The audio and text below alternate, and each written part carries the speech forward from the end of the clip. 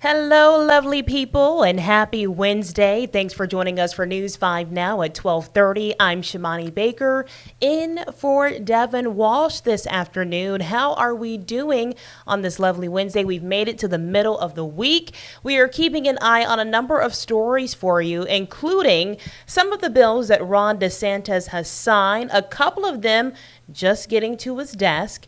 Also, reality star couple Todd and Julie Chrisley are getting out of prison. We've got the details on those stories in just a second. Brought to you by Green & Phillips, covering news from your neighborhood and around the world. News 5 Now starts right now. Well, if you've joined us before, you know the drill. We always start off the afternoon with our big stories. Starting us off with number 5, Florida Governor Ron Desantis signed 2 bills to enforce tougher punishments for animal cruelty cases. Troopers law will make it a third-degree felony to abandon a pet ahead of a natural disaster. Violators face up to 5 years in prison and a $10,000 fine. Under Dexter's law, a database of known animal abusers will be created through the Florida Department of Law Enforcement. Both laws are named after pets who were abused by their original owners. Number 4. Former reality stars Todd and Julie Chrisley are expected to be released from prison after receiving a pardon from President Donald Trump. Todd Chrisley is currently serving time at the federal prison camp in Pensacola, while Julie Chrisley has been incarcerated in Kentucky. Yesterday, the president announced he was pardoning the couple who have been in prison since 2023 after being convicted for conspiring to defraud community banks out of more than $30 million in fraudulent loans. They were also found guilty of tax evasion. We do have a crew at the federal prison in Pensacola waiting for Todd's release. Now, we also got word from CBS News that their daughter, Savannah Chrisley, is actually headed to Pensacola to go get her dad. Again, we have crews there who are on the ground waiting for his release.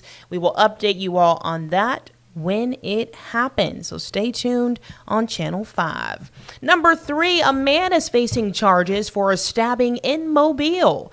27-year-old Cedric James was booked into Metro Jail yesterday afternoon after officers responded to a stabbing at the intersection of Beauregard and North Claiborne Streets. Investigators believe the stabbing happened during a fight between James and the victim. The man is expected to survive. James is charged with assault. Number 2, tonight you will have the chance to voice your concerns about violence in Mobile. Mobile's Public Safety Director Rob Lasky and other local leaders are having a town hall at Dodge Community Center on Bank Avenue beginning at 6 o'clock. Again, that is tonight, and the meeting is open to the public. And number 1 for us this afternoon, a busy intersection is now closed for the rest of the year. And let me tell you, it's going to cause some headaches for folks heading to work, trying to get home. McGregor Avenue at Dolphin Street is now off limits to drivers as crews work on the final phase of the 2-year project to widen the road. Mobile City leaders first announced plans to widen McGregor in October 2022. In January 2023, crews closed the stretch of North McGregor between Old Shell Road and Spring Hill Avenue to repave the road. That part of McGregor reopened that August after 8 months of work. South McGregor between Dolphin and Airport closed to traffic in May 2023. At the time, city leaders said this part of the project would only take about 2 years. We've had our crews. News 5's Haley Kennedy has been out there talking to drivers, getting responses and reactions to how they feel about this. I will say short term, it is a headache, but long term, widening the road will give more access to cars and drivers in that area. And so we just got to be patient for a little bit longer. I promise you. It'll be worth it, folks. We're going to move over to our question of the day. Our question is, U.S. Senator Tommy Tuberville is running for Alabama governor. Who else should join the race? What are your thoughts on that? If you're watching us live, make sure you comment in the comment section, and I will read your responses out loud right here on our live stream. Let's see what people are saying. Nick Saban. Okay.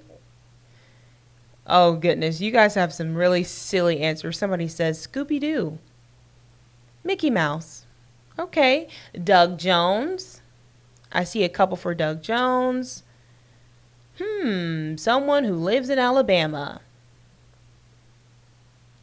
Someone says just Tommy. He has my vote. The question then becomes, who will run for Senate? Okay. So I'm seeing a lot of Doug Jones. Somebody says Miss Terry. Miss Terry, Nick Saban's wife. Okay.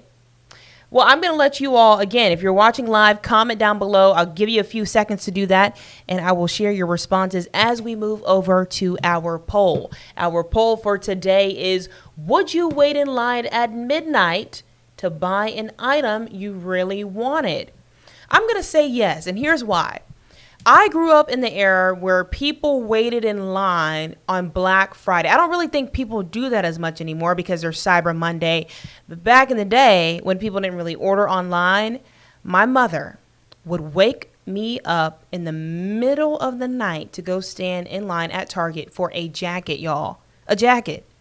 I'm like, you can get this any day. It's a jacket. Why are we waiting in line at Target at midnight? So yes, I would do it because I have done it. Would you do it? I want to hear from you. Let's see what people in the comments are saying.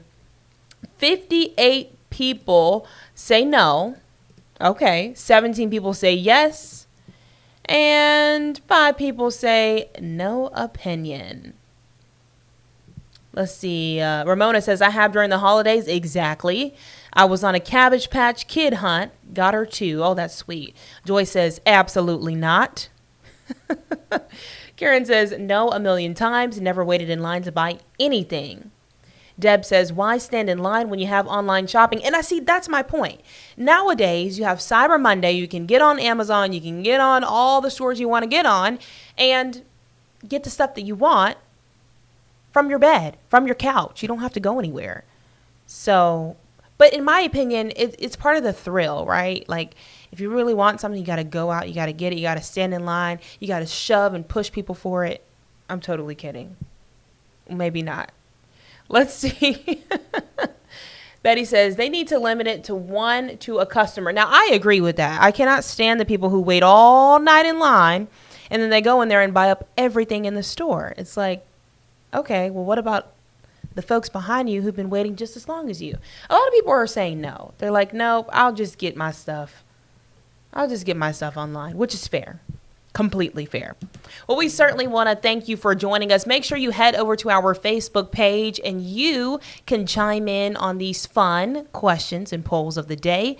Make sure you're following us first. Please subscribe to our page and then comment, like, share on these questions and polls. And we will do our best to share your response here on News 5 Now. Again, the hot topic today is Todd and Julie Chrisley getting out of jail, or prison rather. A lot of people are interested in that story. Make sure you're keeping up with us online and on air for updates. We do have a crew there who will be waiting there all day to watch them come out. Watch Todd come out, at least from Pensacola. So make sure you are staying up to date with us there. We'll try to send out some push alerts to turn on those push notifications, and you can see that as well. Again, thank y'all so much. Have a great Wednesday and a great rest of your week. Don't forget, you can catch us early mornings. I'm not usually on at 12:30, but you can catch me early mornings, 4:30 to 7, and then at 8 o'clock right here on News 5 Now. Have a great day. Be blessed. See y'all later. Covering news from your neighborhood and around the world. You are watching News 5 Now, brought to you by Green & Phillips.